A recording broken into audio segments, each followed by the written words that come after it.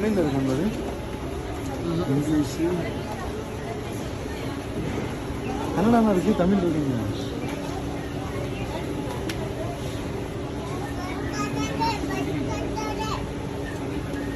தமிழ் இரு தமிழ் இருக்கான்னு பார்த்துருக்கோம். இந்த இருக்கு தமிழ், தமிழ் இருக்கு. வீடியோ தமிழ்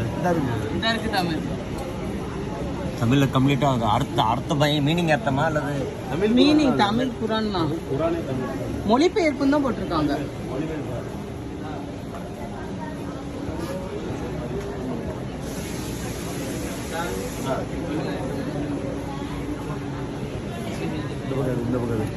அங்கிட்ட இருந்து வரும்போது அந்த சைடு ரோலா வருது.